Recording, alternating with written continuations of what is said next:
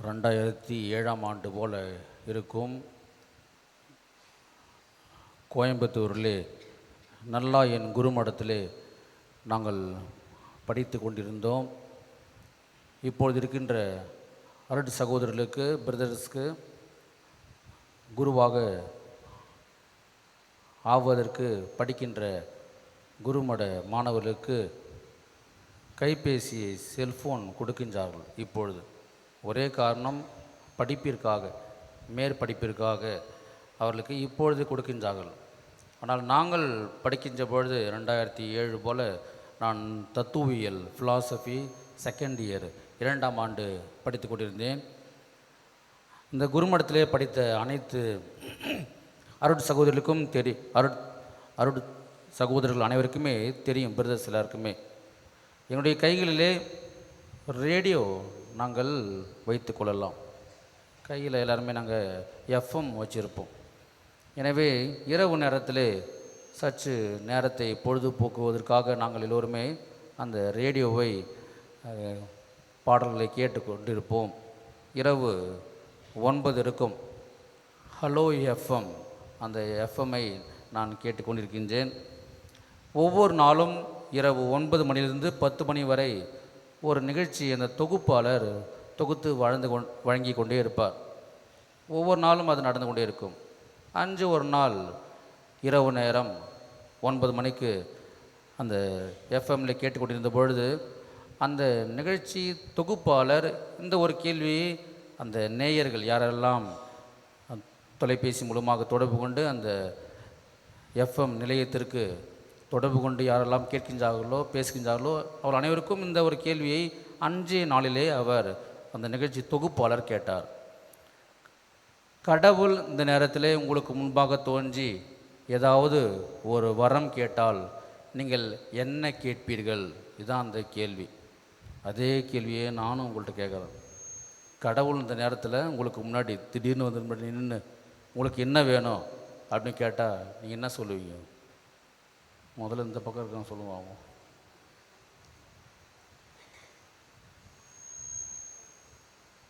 இல்லைங்களா? சரி, நடுவில் இருக்கலாம் சொல்லுங்கள். நகை வேணும் இல்லை?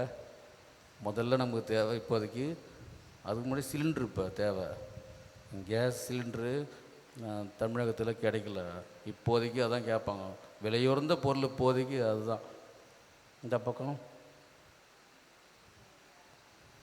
பெரும்பாலும் எல்லாருமே நகை வேண்டும், பணம் வேண்டும், வீடு மாளிகை வேண்டும். இதைத்தான் நாம் பெரும்பாலும் கேட்போம். வசதியாக இருக்க வேண்டும்.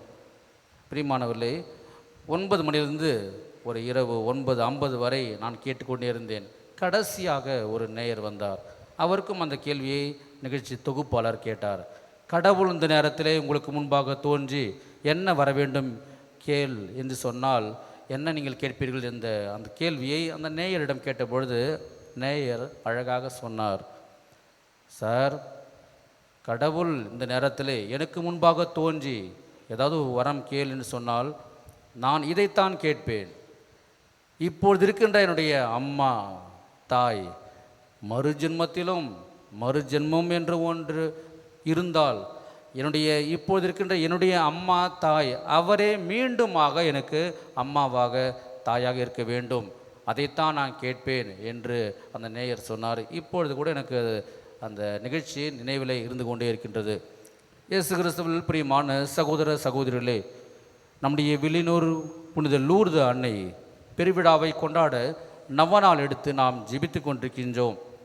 பத்தியங்கள் பல இருந்து 10 மாதம் சுமந்து கைகள் இரண்டையும் தொட்டிலாக்கி தன்னுடைய இரத்தத்தை பாலாக்கி நம் அனைவரையும் கண் அயராமல் பாதுகாத்து வந்து கொண்டிருப்பவர்கள் நம்முடைய தாய்மார்கள், நம்முடைய அன்னையர்கள். அம்மாவை, தாயை பிடிக்காதவர்கள் இந்த உலகத்திலே யாருமே இருக்க மாட்டார்கள்.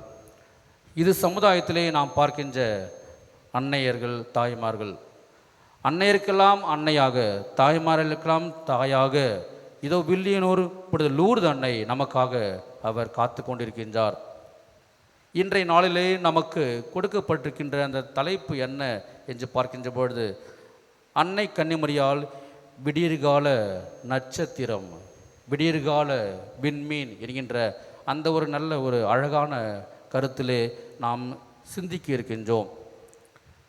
இந்த வார்த்தையை நாம் எங்கே பார்க்கின்றோம் என்றால், ஜெபமாலை ஜெபித்த பிறகு இறுதியாக மாதா பிரார்த்தனையிலே, மாதா மன்றாட்டு மாலையிலே நாம் வாசிக்கின்றோம், வாக்கு தத்தத்தின் பெட்டகமே, விண்ணகத்தினுடைய வாசலே, விடியற்காலத்தின் நட்சத்திரமே, விடியற்காலத்தின் விண்மீனே என்று நாம் அன்னை கன்னிமரியாவை அஞ்சலி செலுத்தி வாயார புகழ்ந்து அந்த மன்றாட்டு மலரிலே நாம் ஜெபித்து கொண்டே வருகின்றோம்.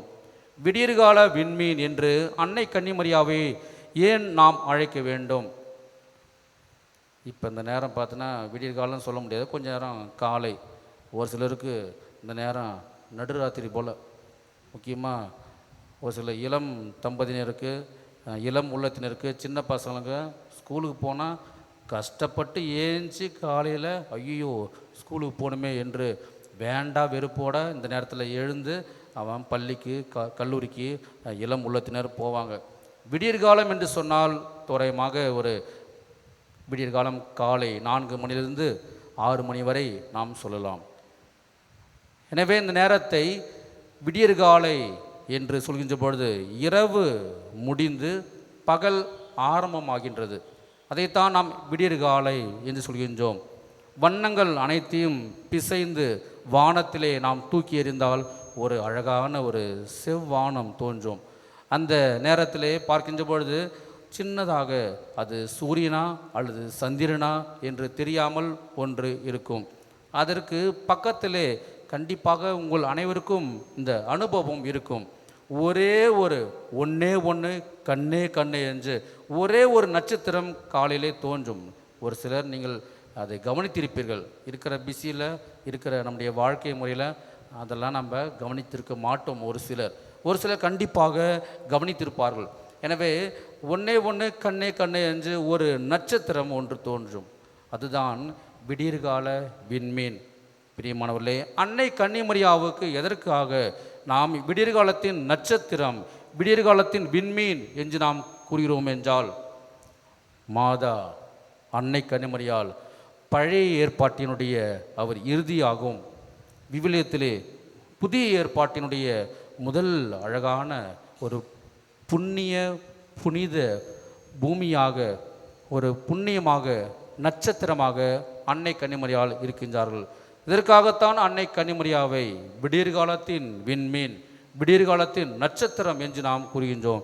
பழைய ஏற்பாட்டு முடிந்து புதிய ஏற்பாட்டுக்கு அவர் தலைப்பேராக முதன்மை ஒரு பெண்ணாக இருந்து மீட்பின் பாதைக்கு அவர் வழிநடத்தப் போகின்றார். ஆண்டவர் இயேசு கிறிஸ்துவோடு இணைந்து அவர் மீட்பினுடைய இயேசுவின் மீட்புக்கு அவர் இணை இரட்சகியாக மாறப்போகிறார். இதற்காகத்தான் விடியற்காலத்தின் விண்மீன் என்று நாம் மாதாவை, அன்னையை அழைக்கின்றோம். பிரியமானவர்களே, இந்த வார்த்தையை நாம் முதலாக யாருக்கு கொடுக்க வேண்டும் என்று சொன்னால் எல்லாருக்குமே தெரியும், ஆண்டவர் இயேசு கிறிஸ்துவுக்கு தான் நாம் அந்த வார்த்தையை கொடுக்க முடியும்.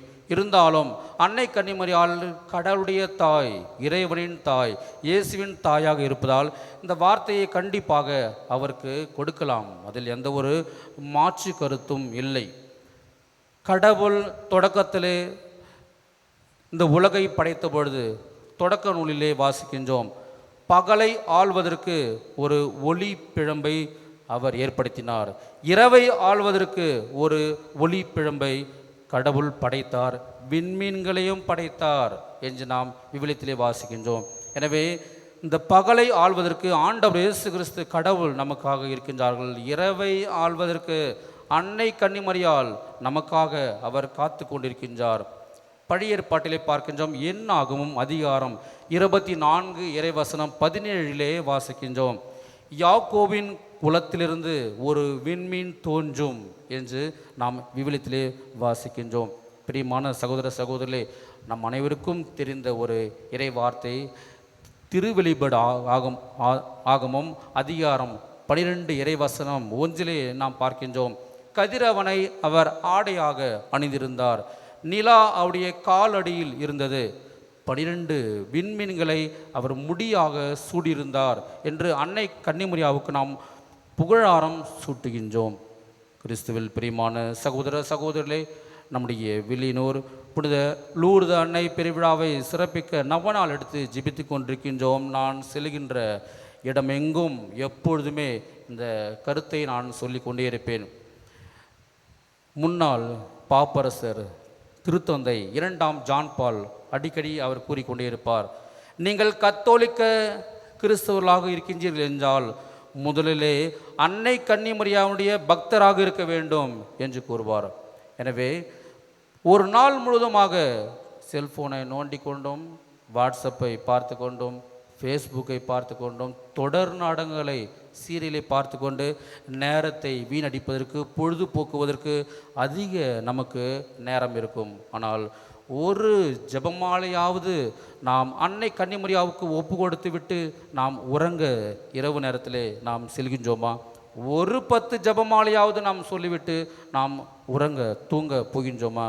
இன்று நாளிலே நாம் சிந்தித்து பார்க்க வேண்டும். பிரியமானவர்களே, யூதேயா மலைநாட்டிலே பெத்லகேமிலே ஆண்டவர் இயேசு கிறிஸ்து பிறந்தார். விண்மீன் நட்சத்திரம் அங்கு வந்த ஞானிகளுக்கும் இடையர்களுக்கும் அனைவருக்குமே அது வழிகாட்டியது. அதுபோல அன்னை கன்னிமரியால் நமக்கு விண்மீனாக, விடியற்காலத்தின் நட்சத்திரமாக அவர் இருந்து நம்மை வழிநடத்த காத்து கொண்டிருக்கின்றார். நம்முடைய தேவைகள், கஷ்டங்கள், வேதனைகள், துன்பங்கள் நிறைய இருக்கும். அனைத்தையும் ஆண்டவர் இயேசு கிறிஸ்து கடவுள் அன்னை கன்னிமரியால் வழியாக நம்மை அவர் பாதுகாத்து பராமரித்து வர, அன்னை கன்னிமரியால் நமக்காக பரிந்து பேச காத்து கொண்டிருக்கின்றார். இருளிலிருந்து ஒளிக்கு அழைத்து செல்ல அன்னை கன்னிமரியால் நமக்காக அவர் காத்து கொண்டிருக்கின்றார். மேலும் நம்முடைய தேவைகள் அனைத்தையும் அவர் நிறைவேற்ற மாதா அன்னை கன்னிமரியால் நமக்காக விடியற்கால விண்மீனாக, விடியற்காலம் நட்சத்திரமாக இருந்து நம்மை பாதுகாத்து பராமரிக்க காத்து கொண்டிருக்கின்றார். எனவே நாமும் பாவ தீய வழிகளிலிருந்து விடுபட்டு புண்ணிய வாழ்க்கையிலே, புனிதமான வாழ்க்கையிலே என்னாலும் வாழ வளர வரவேண்டி தொடர்ந்து நாம் ஜெபிப்போம். இதற்காக வரவேண்டி நாம் ஜெபிப்போம். நல்லாயன் இயேசு கிறிஸ்து நம்மையும் நம் குடும்பங்களையும் நிறைவாக ஆசீர்வதிப்பாராக.